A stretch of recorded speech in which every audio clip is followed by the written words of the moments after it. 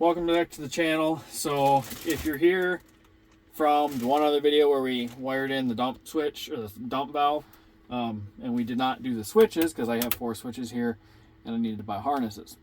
Or you might be here because you want to know how to wire in your spare switches on your Peterbilt. You need these wiring harnesses. Now there's 4 of them in here. You only really need 1, but I ordered all 4 for all 4 switches so I can plug into my switches. They are not cheap, I will say that. Peterbilt is actually one of the cheaper places that I found it. Otherwise, like online, because the list price on these is 100 and where did I see that? 100 and oh, maybe it doesn't say on this sheet. My receipt says I think they're I want to say they're $140 a piece. But I bought them for $87 or $88 a piece.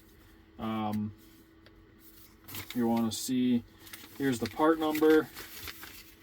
You want to get close up on that, if you can kind of read it. I'll put it up on the screen as well. It's P92-6421-1000. It's the wiring harness for your spare switches, $88 a piece. So for 4 of them was $352. Like I said, not cheap, but it's better to do it the right way than to hack the shit out of your wiring, especially if you plan on keeping the truck for any amount of time, or you just genuinely care about your truck. Just do it the right way. I mean, really, let's be real. I plan on trying to most likely keep this truck the rest of my life, mainly because they don't make 389s anymore. They're the 579s, I think, are just terrible looking. And so yeah, I bought one in the last years of the 389s, and especially before they went to the digital dash, because I hate the digital dash. I like the gauges. So yeah, I won't ever sell this truck. Not saying I won't buy another truck someday to replace this one, but I don't ever plan on selling this truck. So want to do it right, and not do a shitty job and not hack it all up. I have come from older trucks. I've always had older trucks, and guess what? The wiring's always hacked, and I hate it. It's a freaking nightmare trying to figure anything out. You know, we're just gonna do it right. But we're gonna pull all these things off, obviously, to get at all our gauges and switches here. So what we're gonna do is we want to pull this panel off, obviously, because we want to get to the back of our switches. What I want to do is I want to move my switches around. I'm going to move these 2 here up to here and put all 4 of my spare switches together. And then eventually I got to figure out, I want to remove my def switch that I no longer have, being that this truck's a glider. Put a spare switch in here, and then I actually would somehow want to figure out how to move my auxiliary switch over to here, because it's for my lights.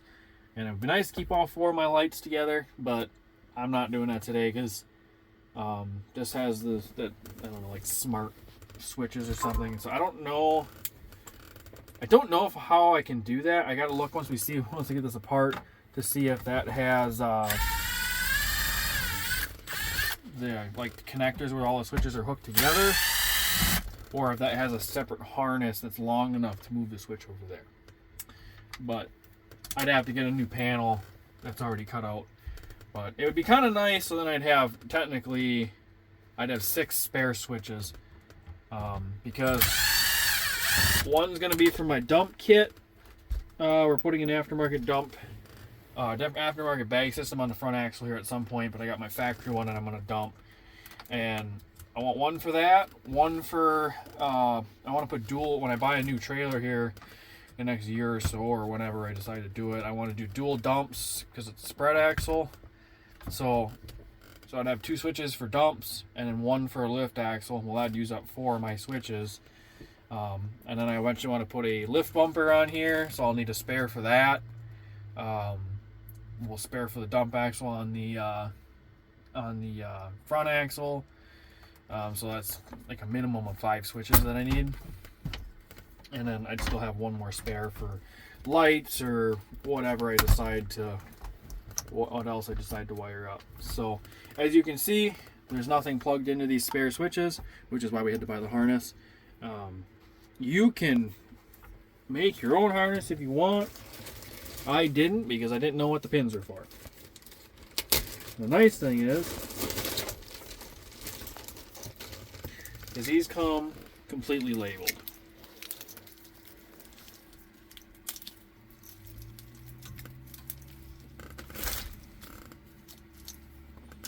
And then there's a fuse box behind the gauges here that you can plug it into.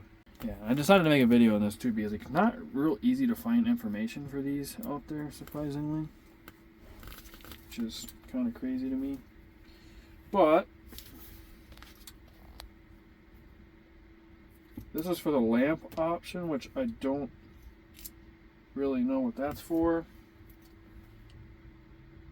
Backlit splice block, whatever that means. So I believe this plugs into the harness and this plugs into the switch.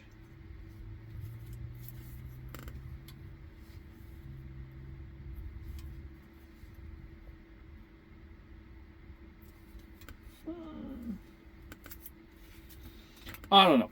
So I'm going to mess with this for a little bit and do some testing and figure out exactly what does what. And then once I figure it out, we'll be back and explain it. So see you in a minute. Okay, so we figured it all out with the harness. So what you do is you got your fuse box in, is you plug it in one of these little spots right here. Mine already had some in.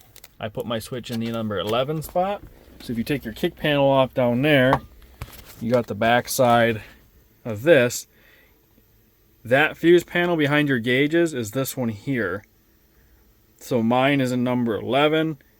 These are the ones that were already used. So 4, 5, and 6, and then 12 were used. I have no idea what RDA means. Or ACL. Oh, air cleaner lights for them. RDA, I don't know what that means. Yeah, I don't know. And then a fuel filter. So you can see the top row is switch power, so them activate with your key switch. And then the other ones, the lower ones, are battery power. So now if I flip my switch, I don't have to have the key on for it to work. And then you plug that in, and then you plug your switch in, right? Some of these are looped around. I can show you a little more here in a minute. But then you have this wire, which I still have no idea what it does. It says backlit splice block, but it doesn't do anything. There's no power to it, so I'm going to be honest, I have no idea what this is for. And then you have your white and yellow wires, which will normally have an end on it like this. If you can get a plug like this and know how to pin these, whatever wires you plug in, your best bet is to literally buy one of these and you can pin it. It would be the cleanest, most professional way. But what I did is we took the wire, here Morgan, take the phone, and then I put these quick connectors styles on so I can still disconnect and connect them anytime that I want, you know. And then I'm going to electrical tape these separate so they don't touch together. But then your yellow wire is your hot wire, and then your white is actually a ground. So then they're pre-grounded through the fuse box, which is super nice. So we didn't have to run a separate ground somewhere. It just makes the wiring a lot cleaner. So then I ran my wire into this, through the firewall into this stuff. So this is what you see underneath the hood. A nice clean 2-wire thing I was ordered on Amazon. Spliced it, put them together so I can still hook and unhook them. But then this one, like I said, doesn't do anything. I have no idea what this one's for. So we're just going to loop it in, tie it in. But now, hit my switch. Air dumps. And the key's off, so I don't have to have the key on to be able to dump the air. Flip it. Airs it back up. If you want to see how we did a dump kit on the factory Peterbilt, I have a video linked, or I'll link a video in the description. How to build your own kit for like 200. Yeah, I'd say 150 to, let's say $100 to $300. Really depends on the parts that you already have. The 2 pilot valves and the solenoid were the most expensive parts. With all 3 of those are about roughly $100 for all 3 of those, and then it just depends at that point what you have for fittings laying around. like quick connects and line hoses, wire stuff. You get a lot of that stuff. You can actually do one of these kits pretty cheap. But that'll be a separate video, obviously. But that's how you wire in a switch. Insanely easy. Also, you have to, when you plug in up here, your switch won't work. I better make sure I say this. You go down to here. So here's all your fuse box up here. These over here. So you have your normal fuse panel down here, which is all these. There's ones next to it that are empty, unless they have things in it already. You have to put a fuse in here in order for this to work. So like my number 11, which is what I have my switch hooked to, there was nothing that was. So if I plugged it in, hit the switch, nothing would work. I got to go down to here, put a fuse in number 11, and then my switch will work. So make sure if you plug into this, you put a fuse in it. Otherwise, it's not going to work. I just put a 20 amp fuse. I figured that's plenty. I feel like that's kind of a safe, thing. I want it to be able to work when I want it to. So I figured a little heavier amp would be decent. My wire's fairly thick, so I went with 20 amp. Might drop it to a 10 or a 15 if I feel like it, but I think a 20 is that kind of happy medium. But I'm gonna hop out and I'm gonna have Morgan hit the switch so you can see what it does when it dumps. But otherwise, I'm going to hook up all my other switches. I'm gonna move some of them around in here, and I'll show you kind of what we do there. And then I'm gonna put them back here. I'm just not gonna put fuses in them. And then all my things will have power, and then I'm just gonna run my lead wires here behind the glove box, so when I go to do this again with my other spare switches, I don't have to pull all this apart. And I just pop the glove box out, figure out which switch is for what, and then, which I might even just label these over behind the glove box for switch 1, 2, 3, and 4. And then I can just pull the glove box out, splice in my wires, and put a fuse in it, and we have a working switch in the future. That's why I bought all 4 at the same time, so I can run all these together. And then I'll tape all 4 wires together, and I'll run them so it's nice, neat, easy to diagnose if I ever have issues. Yeah, just trying to do as clean as possible and a nice professional job by the easiest way to put it.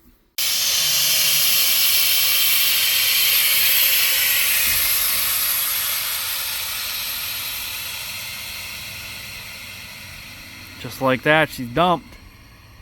All right, flip it again. And that's putting air back in.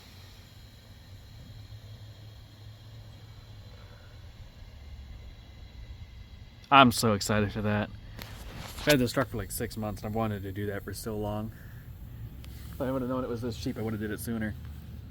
All right, so after a few hours, I finally got everything ran. I mean, this is kind of time consuming. Is actually moving these switches is really kind of a big pain because I don't want to break the backs of them.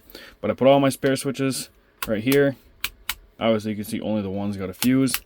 I'm not going to put a fuse in the other ones until I have stuff to hook up to them.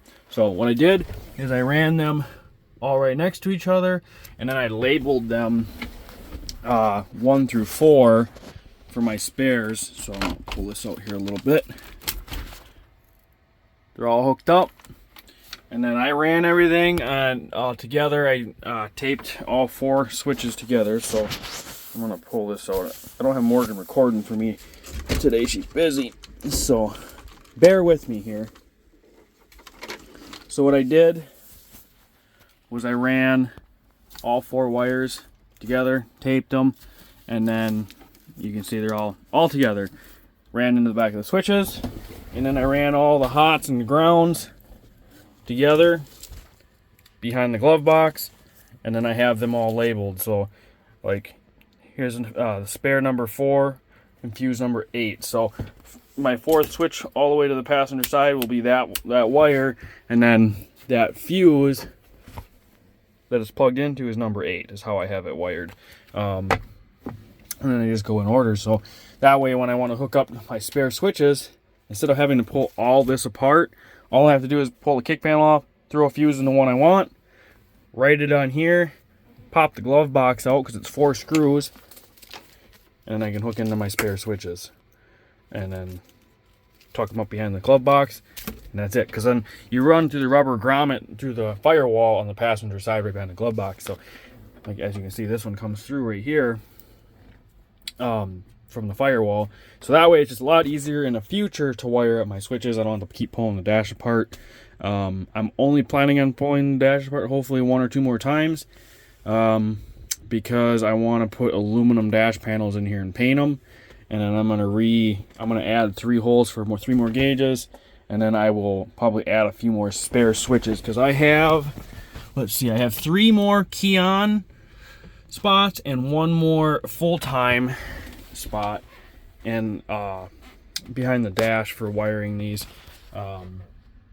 I don't know what I'm going to put in them yet. The nice thing is if you really wanted to, you probably could splice in to these wires and jump into another switch if you wanted. Because what I'm going to end up doing here, hang on one second, I'll put the dash back in. So what I'm going to end up trying to do is I'm going to try to move this auxiliary switch when I get new dash panels over, let's see if I can get this to sit there, to here, because there's a blank spot right here. So I want to get a new dash panel and have this cut out. So all 4 of my light switches together. If I want to add 2 more, I might even take these ones out and move like this one over to here if I can, if the wires are long enough, so that that one's kind of out of the way. This is my old DPS switch, like I said, truck's a glider, so this is useless. And then I could have another spare switch over here, so then I'd have a total of, well, I said it earlier in the video, I think 6 switches. So I would add 1 more spare here, and then I'll actually have 2 more spares over here, because then I would put the dimmer switch here, and then I got my engine fan, my Jake brake, the Jake brake, cruise, and then actually I would have 1 more spare over here because I would move this one here. So yeah, we'll see what we end up doing exactly as far as that. But yeah, that'll be a totally different video when we get new dash panels and stuff and get some more things cut out. I'd like to move a few more things around and try to keep most of my spare switches together. I really like to group things together. One other day I ended up moving all my gauges around because these were all just everywhere. Like, they were not organized at all. So like now I have my clock and my 2 electrical gauges, so my amps and volts, and then my brake pressure, so my 2 air tanks plus brake, when you hit the brake, your applied pressure, I guess, fuel, and then oil pressure. So I got the fuel gauge for oil pressure, and then I got my boost and pyrometer, and then my trans, rear and front axle, suspension load, and then all my temps are right here with my oil and coolant, and then my restriction gauges for the air filter and oil filter together. I try to group everything just to make it look a little bit nicer. I would like to add 3 more gauges. I don't know exactly what I'm going to put in there. I would like to put 1 for the front axle air pressure, and I don't know what I would do with the other ones. I'd probably just put blank ones in it for now until I decided to, but I would like a full gauge package in this truck. I'm 3 gauges shy. So yeah, slowly but surely getting it set up, but I'd like to add a couple more spare switches and run the harnesses back in the glove box again, so that way I can wire them up easily in the future. So pretty simple. And then we're just going to hook up my 2 wires that are from my spare switch number 1. Put them in there, tape these so they're separate so they don't touch together. And then I'm going to coil everything up behind the glove box, throw everything back together, and it's done. Nice and clean. Like I said, this is the only switch that lights up because that's the only one that's got a fuse. So, nice and simple. I don't know why there's not a lot of information out there on this stuff. Because I couldn't really find nothing trying to figure out how to get these switches to work. I was trying to figure out what the wires were for and stuff. I was going to show you. I'm going to be honest, just order the harness. It's so much easier. Instead of making a cobbled mess out of it and whatnot. So it's kind of hard to show you how the harness runs too. If you want, buy a harness, figure out how to run your wires, take the harness back if you really wanted to not spend the money on it. But yeah, I put the part number earlier in the video. I'll drop it down in the description for the part number for the harness. Like I said, I couldn't find it online. Luckily, Barry Trucking had a video that he mentioned it in one video, and he kind of briefly talked about how to do it. Other than that, I couldn't find a frickin' thing. So there is a harness for them. Kind of spendy. Super easy to hook up once you do it. I promise it's worth the money. I'm glad I spent it. It sucks, but I'm glad I spent the money because now it made my life a lot easier and it's a lot neater behind the dash. So if you guys like the video and you want to see more Peterbilt content, we're going to be doing a lot more to this truck throughout the year, in years I should say. even within the next 2 weeks, not this next weekend, but the following weekend, we have 3 big things. Actually, 2 big things that we're going to be doing to it. I don't know if I'll put them all in one video or not. I'd probably try to make the video separate. But should be pretty cool. Got lots of plans for this truck. Like I said, I plan on keeping this truck probably for the rest of my life. So it's going to get redone a few times in its lifetime. So we're going to keep building it until I get it to version 1 how I want this truck. And if you guys want to follow along, make sure you hit that subscribe button. And trying to keep supporting me. Keep me motivated to keep making these videos for you guys. So with that being said, I'll catch you guys in the next one. Peace.